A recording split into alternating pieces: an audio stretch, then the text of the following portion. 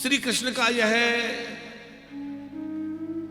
उदासी का स्वभाव, श्री कृष्ण का बार बार रोना, ये मथुरा वासियों को कुछ परेशान और विचलित कर रहा है।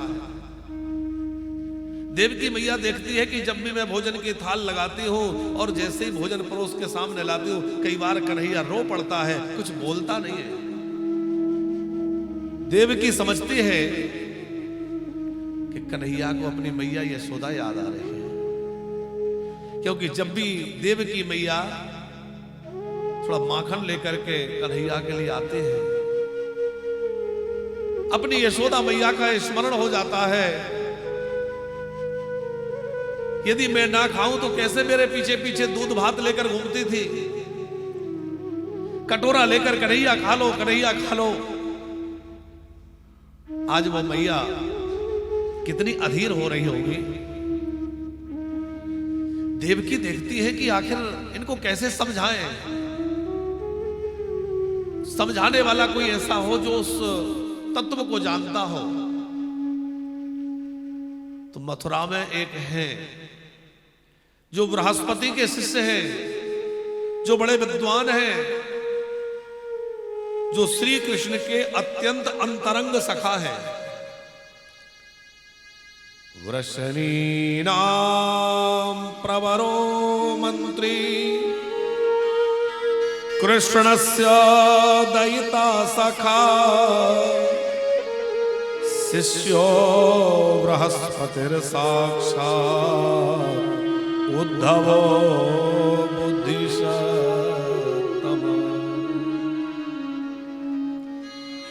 जो वृषणी वंशियों में बड़े श्रेष्ठ हैं, श्री कृष्ण के मंत्री भी हैं, और सबसे प्रमुख बात है श्री कृष्ण के दैत सखा, बड़े अनन्य सखा हैं। बृहस्पति जी से पढ़कर आए हैं, बड़े विद्वान हैं। देवकी जी ने कहा, आप पता करो ना क्या बात है, कन्हैया क्यों रोते हैं? क्या हमारी सेवा शुश्रूषा में, हमारे प्रेम में कोई कमी है? आखिर क्यों लाला इस प्रकार उदास रहते हैं? तो एक दिन उद्धव जी एकांत में श्री कृष्ण के पास गए और जाकर कहा, हम जानते हैं कि आप अभी अपने ब्रज को भुला नहीं पाए हैं, हम जानते हैं कि आज भी आप बड़े उदास रहते हैं, पर यह कब तक चलेगा? देखो, आपके उदास होने से, यशोदा मैया को याद करने से सारे मथुरा के लोग उदास हो जाते हैं। देखो, जब भी आप रोने लग जाते हैं तो आपके रुदन को देख करके देवकी मैया, श्री वसुदेव जी आदि आदि सभी चिंतामग्न हो जाते हैं। आप मत रोया करिए। इतना सुनते ही श्री कृष्ण ने उद्धव को हृदय से लगा लिया और कहा, उद्धव मोहि ब्रज विसरत नाही, उद्धव मोहि ब्रज विसरत नाही। उद्धव, मुझे रह रह करके वो बातें याद आती हैं जब मैंने अपनी मैया का जो है मटकी फोड़ दी। मैया ऊपर से तो क्रोध दिखा रही थी, लेकिन अंदर से अत्यंत आनंदित हो रही थी। मेरी मैया ने मुझे रस्सी से बांध तो दिया, पर मेरी मैया हृदय से इतना अधिक व्याकुल हो रही थी कि मैंने लाला को आखिर क्यों बांध दिया। उद्धव, मैं अपनी मैया के उस प्रेम बंधन को भूल नहीं पा रहा हूं। उद्धव, मैं अपनी मैया के उस प्रेम को, अपने ब्रजवासियों के उस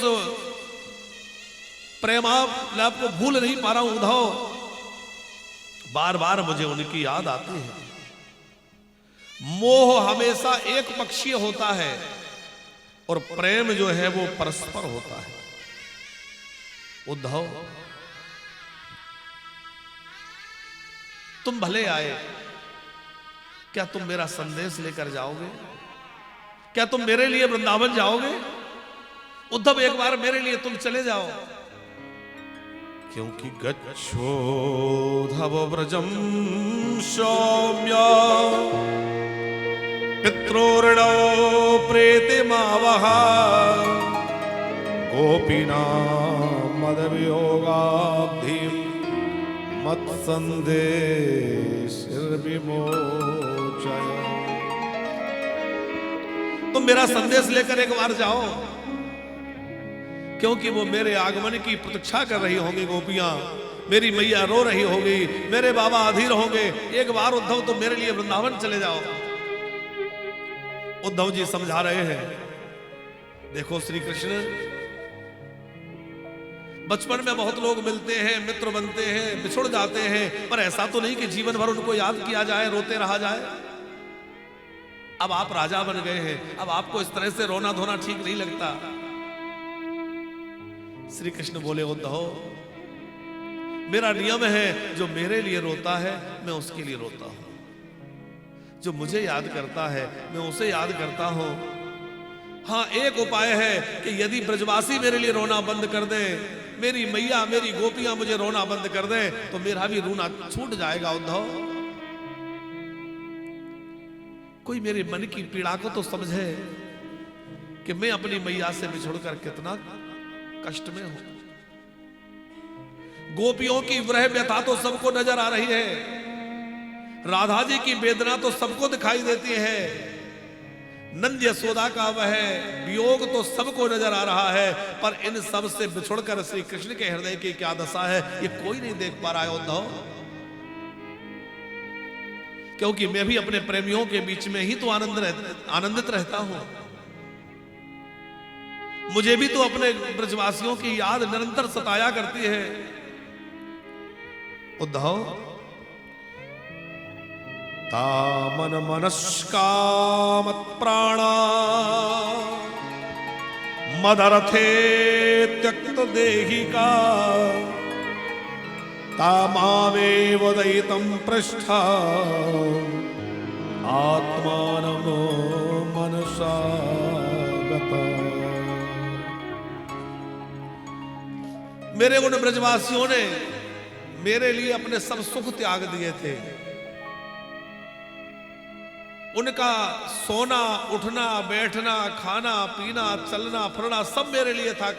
उद्धव, मेरे ब्रजवासी यदि भोजन बनाते तो अपने लिए नहीं, मेरे लिए। वो गैया के दूध की धार काढ़ती गोपियां तो अपने लिए नहीं, मेरे लिए। वो आंगन भी बुहारती तो मेरे लिए, यमुना से जल भर कर लाती तो मेरे लिए। उनकी हर क्रिया मेरे लिए थी, क्योंकि उनकी हर चिंतन में, हर क्षण में, हर क्रिया में मैं था। अब मेरे आने के बाद उनकी क्या दशा होगी। ये त्यक्त लोक धर्माश्च मदर्थे तान बिभ्रयम्, उन्होंने मेरे लिए अपना लोक धर्म सब त्याग दिया था। उद्धव, मुझे याद है जब गोपियों को मैंने लौट जाने के लिए रात से कहा तो वो कह रही थी, हम माता पिता किसी को नहीं जानते, हम तो सिर्फ आपको जानते हैं। कई बार मुझे लगता है कि मैं कितना निष्ठुर हूं जो ऐसे ब्रजवासियों को छोड़ के चला आया। उद्धव जी कह रहे हैं कि यदि ऐसी बात है तो आप कोई पत्र लिख करके अपना संदेश क्यों नहीं भेजते। श्री कृष्ण बोले, उद्धव बहुत बार प्रयास किया पर हर बार असफल रहा, क्योंकि जब भी पत्र लिखने के लिए मैं कलम उठाता हूं तो सोचता हूं क्या लिखूं और कहां से शुरुआत करूं। उद्धव, प्रेम भाषा और शब्द की सीमा से परे है। प्रेम भाषा और शब्द की सीमा से परे है। मैं जब भी कलम उठाता हूं तो समझ नहीं पाता हूं कि कहां से शुरुआत करूं, मैं क्या लिखूं। और दिन रात रोती हुई मेरी मैया यशोदा जब उस कागज के टुकड़े को देखेगी तो कहेगी, वाह लाला, आज तूने हमारे प्रेम का ये बदला भेजा है। उद्धव, मुझे पूरा भरोसा है कि तुम जाओगे तो तुम्हारे समझाने से मैया समझ जाएगी, तुम जाकर के नंद बाबा को ठीक से समझा सकोगे। उद्धव, तुम मेरे लिए जाओगे ना। अब उद्धव जी को लग रहा है कि मेरे ब्रह्म ज्ञान की बात है, मैं तो वेदांत की चर्चा करूंगा और वह बिना पढ़े लिखे ब्रजवासी क्या वेदांत को समझेंगे। मेरे ब्रह्म सूत्र के भाष्य को क्या उनके कुछ समझ में पड़े आएगा। लेकिन एक बात सावधानी की यहां है कि कई लोग कह देते हैं कि उद्धव जी केवल ज्ञानी थे, प्रेमी नहीं थे। लेकिन ऐसा नहीं है। उद्धव जी श्री कृष्ण के अत्यंत अंतरंग सखा है और श्री कृष्ण की मित्रता उसी को प्राप्त हो सकेगी जो अत्यंत प्रेमी होगा। तो उद्धव जी ज्ञानी के साथ साथ प्रेमी भी हैं और सामान्य प्रेमी नहीं है। श्री कृष्ण अपने गंभीर विषयों पर, अपने विशेष विषयों पर जब भी मंत्रणा करनी हो तो किससे मंत्रणा करते हैं? उद्धव जी से। उद्धव तुम बताओ मुझे क्या करना चाहिए? उद्धव इस समय नीति क्या कहती है? उद्धव इस समय धर्म क्या कहता है? उद्धव इस समय शास्त्र क्या कहते हैं? उद्धव प्रेमी भी है, लेकिन उद्धव के प्रेम को और अधिक गाढ़ा रंग देने के लिए अथवा जो जिस भाषा का जानकार हो उसी को भेजा जा सकता है। उद्धव उस भाषा को समझने वाले हैं, इसलिए उद्धव को ही भेजना उचित होगा। उद्धव जी को कहा जाओ, और जब उद्धव जी जाने के लिए तत्पर हुए तो श्री कृष्ण ने अपना पीतांबर दिया, मोर पंख दिया, काली कमली दी और वही रथ भेजा जिस रथ से श्री कृष्ण और बलराम वृंदावन से मथुरा आए थे। उद्धव ने पूछा कि ये काली कमली, ये पीतांबर, ये मोरपंख, इस सब का क्या मतलब है? तब रोते हुए कृष्ण ने कहा, उद्धव मेरे ब्रजवासियों की स्थिति ऐसी है कि जिसके सिर पर मोरपंख नहीं होगा उसकी ओर गोपियां देखेंगी भी नहीं। जिसके अंग पर पीतांबर नहीं, जिसके कांधे पर काली कमली नहीं, उससे गोपियां कोई बातचीत नहीं करेंगी। तो तुम्हारे साथ में काली कमली पीतांबर होगा तो कम से कम गोपियों तक तुम पहुंच सकोगे, अपनी बात रख सकोगे। और फिर उद्धव जी चले हैं उसी रथ के द्वारा जिस रथ से कृष्ण बलराम आए थे। और जैसे ही उद्धव जी यमुना जी के तट पर आए, यमुना को पार किया, वहां के वातावरण ने उद्धव के मन को मोह लिया। नदी यमुना की धारा में कृष्ण का ही नाम है, पक्षियों के कलरव में, मयूर की केका में, भ्रमर के गुंजन में, हर जगह कृष्ण ही कृष्ण है। सब कृष्ण को पुकार रहे हैं। उधर गोपियों की दशा यह है कि वो नित्य प्रति माखन उतारती हैं, छीके पे रखती हैं और मथुरा की ओर देखती रहती हैं। आज आएगा, आज आएगा, आज आएगा। सवेरे सवेरे माखन उतार करके मटकी में रख देती है और मथुरा की ओर देखती रहती है, हमारा कन्हैया आएगा, इस माखन को पाएगा। और जब संध्या हो जाती है, कृष्ण नहीं आते हैं तो व्याकुल हो जाती है, रोने लग जाती हैं। फिर सोचती हैं आज नहीं आए तो कोई बात नहीं है, कल हमारा कन्हैया आएगा। हर पल श्री कृष्ण की प्रतीक्षा में, कृष्ण के विरह में, कृष्ण के यादों में बीत रहा है। आज रथ आते हुए दिखा, इतने दिनों के बाद रथ की वापसी। गोपियां दौड़ पड़ी, लगता है हमारा कृष्ण आया है, हमारा कन्हैया आया है, हमारा कन्हैया आया है। दौड़ पड़ी। अनेक गोपियां रथ के समीप पहुंची तो देखा रथ में श्री कृष्ण नहीं है। उन्हीं के जैसी वेशभूषा वाला एक कोई और व्यक्ति है। स्तब्ध रह गई, कुछ बोल ना सकी गोपियां, कुछ पूछने का भी साहस नहीं हुआ। उद्धव जी ने पूछा, यहां नंद भवन कहां है? हमें नंदालय जाने की इच्छा है, तो नंद जी के महल का रास्ता कौन सा है? एक गोपी बोली, मथुरा वासी अब क्या लेने आए हो? अब तो हमारे पास कुछ नहीं है तुम मथुरा वासियों को देने के लिए, क्योंकि एक आया था हमारे प्राण धन, हमारा जीवन, हमारा सर्वस्व लूट करके ले गया। क्योंकि कृष्ण बलराम के बिना ब्रज में क्या है? मथुरा वासी अब क्या लेने आए हो?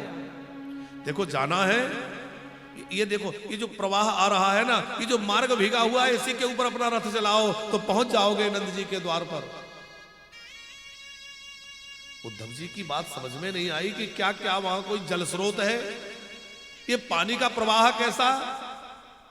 एक गोपी बोली, मथुरावासी, ये कोई पानी का प्रवाह नहीं है, बल्कि दिन रात अपने कृष्ण के प्रेम में रोती हुई मैया यशोदा और गोपियों के आंसुओं की धारा है।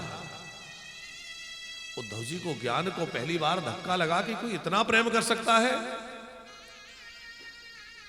उस भीगे हुए रास्ते पर उद्धव जी ने रथ चलाया, पहुंच गए नंद जी के द्वार पर। और मैया यशोदा सूने पालने के पास बैठी हैं। पालना खाली है, कोई है नहीं। और पालने के पास बैठे बैठे मैया धीरे धीरे पालने को हिला रही है। उन्हें लग रहा है मेरा कन्हैया सो रहा है। कभी कभी मैया यशोदा दूसरी गोपियों के घरों में अपने कन्हैया को ढूंढने निकल पड़ती है। गोपियां समझाती हैं, मैया लाला को जाए तो कितना समय बीत गया, पर मैया का मन इस बात को स्वीकार ही नहीं करता कि मेरा कन्हैया कहीं चला गया। उद्धव जी ने आवाज लगाई, मैया, मैं देवराज का पुत्र उद्धव आपको प्रणाम करता हूं। इतना सुनते ही यशोदा बोली, धीरे धीरे बोलो जरा, अभी मेरा लाला सो रहा है। कौन हो, जरा धीरे बोलो। उद्धव जी आश्चर्यचकित है कि इतने दिनों के बाद भी मैया को लग रहा है कि मेरा कन्हैया मेरे पालने में है। नंद बाबा को पता चला मथुरा से मेहमान है, उद्धव आए हुए हैं। ये बात देखकर नंद बाबा ने सत्कार किया। जब से लाला गए हैं, बाबा भी रोते रोते आंखें कुछ मंद पड़ गई हैं। अब बाबा भी अपने आप को संभाल नहीं पाते हैं। समझ में नहीं आता कि खुद को संभालूं कि यशोदा को संभालूं, अपनी गायों को संभालूं, किस किस को समझाऊं। कभी कभी नंद बाबा इतने अधिक व्याकुल हो जाते हैं कि वो भूल जाते हैं कि लाला कहां चला गया। नंद बाबा हाथ में माखन रोटी लेकर वन में जाते हैं। कन्हैया गैया लेकर गया है, कब से गैया चरा रहा है, भूखा होगा। ग्वालों से पूछते हैं, लाला कहां है? अभी तो गैया लेकर गया है। ग्वाल बाल समझाते हैं, बाबा अब आप थोड़ा सा विवेक से काम लीजिए। लाला तो हम सबको छोड़कर चला गया। और जैसे ही कोई ग्वाला कहता है लाला चला गया, नंद बाबा दहाड़ मार के रोने लगते हैं। लाला कब आएगा, लाला कब आएगा? नंद बाबा कभी कभी जब अपनी गौशाला में जाते हैं, अपनी गायों को देख करके नंद बाबा के आंखों से आंसुओं की धारा निकल पड़ती है। हाथी के बच्चे जैसी हिष्ट पुष्ट मेरी गाय कन्हैया के ब्रह में सूख कर कैसी कृशकाय हो गई है। अब न ठीक से घास खाती है, न पानी पीती है, आंखों से अश्रु बहते रहते हैं। और गाय भी कन्हैया को याद किया करते हैं। ये चंचल बंदर जो टोली बना के कन्हैया के पीछे पीछे दौड़ा करते थे, अब इन्होंने भी चंचलता छोड़ दी है। किसी पेड़ पर बैठ करके रोया करते हैं, कहां गए कन्हैया, कब लौटेंगे। नंद बाबा ने उद्धव जी का सत्कार करते हुए कहा, उद्धव, मथुरा में सब कुशल तो है, सब लोग कैसे हैं? और इतना पूछते पूछते नंद बाबा आंसुओं को रोक ना सके और रोते हुए पूछा कि लालन कैसा है? हमें याद करता है कि भूल गया। आपी स्मरन्ति ना कृष्णो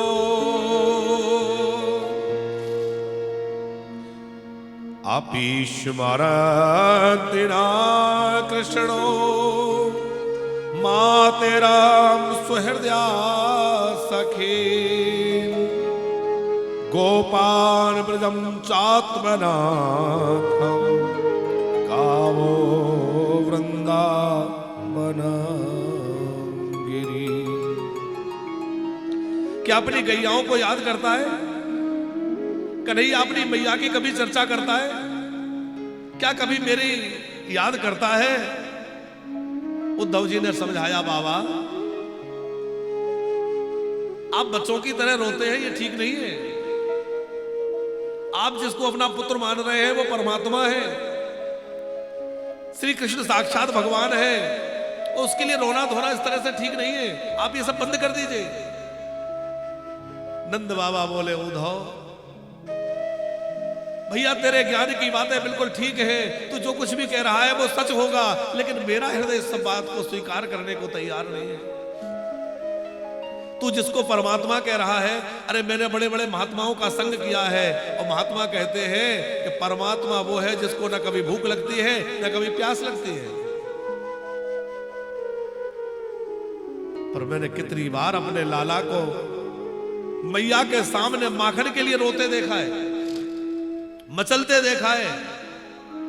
उसकी मैया को माखन देने में देर हो जाए, पैर पटक पटक के रोता था और बोला कि मैं तो बाबा से जाके मांगूंगा, और मेरी गोद में आ जाता था, बाबा देखो मैया माखन नहीं दे रही है।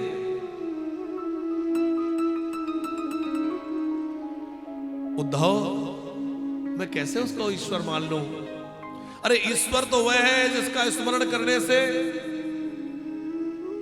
सब प्रकार के बंधन छूट जाए, जो दुनिया के बंधन छुड़ा दे वो ईश्वर है। पर जिसको तू कन्हैया को ईश्वर कह रहा है, उसको मैया ने बांध दिया तो मैंने ही तो खोला था उसको, उसके बंधन तो मैंने अपने हाथों से छोड़े थे। उद्धव क्या सच बता, मेरा कन्हैया कभी मुझे याद करता है? अब उद्धव जी समझ नहीं पा रहे कि मैं किन शब्दों में किस प्रकार बाबा को समझाऊं। बाबा आप थोड़ा विवेक से कार्य लीजिए। रोते हुए नंद बाबा ने एक बात कही, उद्धव कोई व्यक्ति प्यास से तड़प रहा हो, पानी के लिए व्याकुल होकर रो रहा हो, और प्यास से तड़पते हुए व्यक्ति को कोई पानी का उपदेश करे, अरे क्या पानी के लिए रोना है, शरीर में भी पानी है, पृथ्वी में जहां खोदो पानी है, तो ये बताओ कि प्यासे व्यक्ति को पानी का उपदेश काम करेगा? प्यासा व्यक्ति तो ये कहेगा, भैया उपदेश मत दो, यदि पिला सकते हो तो एक गिलास पानी पिला दो, बाकी पानी की बातें करने से मेरी प्यास नहीं बुझेगी। नंद बाबा कह रहे हैं, उद्धव तुम कन्हैया की बातें कर रहे हो, मुझे अच्छा लग रहा है, लेकिन केवल कन्हैया के उपदेश से मेरे ब्रह की अग्नि शांत होने वाली नहीं है। एक बार उद्धव उस कन्हैया से मुझे मिलवा दो। रात्रि कब कृष्ण की चर्चा करते करते बीत गई, सवेरा हो गया पता ही ना चला। भोर हुई, उद्धव जी ने स्नान किया, कृष्ण का दिया हुआ पीला पीतांबर पहना, मोर पंख लगाया, काली कमली रखी, और गोपियों को संदेश देना है। तो गोपियों के पास उद्धव गए। उस तरफ पहुंचे उद्धव जहां था गोपियों का मंडल, वहां थी शांत पृथ्वी, वायु धीमी, व्योम था निर्मल। सहस्त्रों गोपियों के मध्य श्री राधिका रानी है, सभी के मुंह से रह रह कर निकलती यही वाणी है। सबके आंखों से आंसुओं की धारा, मुख में कृष्ण नाम। आज श्री कृष्ण की तरह कोई आता हुआ दिखा जिसके सिर पर मोर पंख है। गोपियां बोली, लगता है कन्हैया आया है, हमारा कृष्ण आया है, कृष्ण आया है। एक बोली, अरे नहीं नहीं, ये कृष्ण नहीं है, उनका भेजा हुआ दूत है। एक गोपी बोली, हाँ हाँ अब तो बहुत बड़े व्यक्ति हो गए ना, तो दूत भेज दिया। दूसरी बोली कि देखो कितना निष्ठुर निकला। तब तक उद्धव जी कुछ नजदीक पहुंच गए। जब से श्री कृष्ण गए हैं तब से राधा जी की दो ही दशाएं रहती हैं। कृष्ण विरह की व्यथा से राधा रानी मूर्छा में चली जाती हैं और मूर्छा टूटती है तो अनमनी दशा में रहती है। न किसी से बात करती है, न किसी से कोई संवाद करती है, बस कृष्ण का चिंतन, कृष्ण की यादें। आंखों से आंसू भी नहीं बहा सकती क्योंकि कृष्ण ने कहा है रोना मत। बस कृष्ण की यादें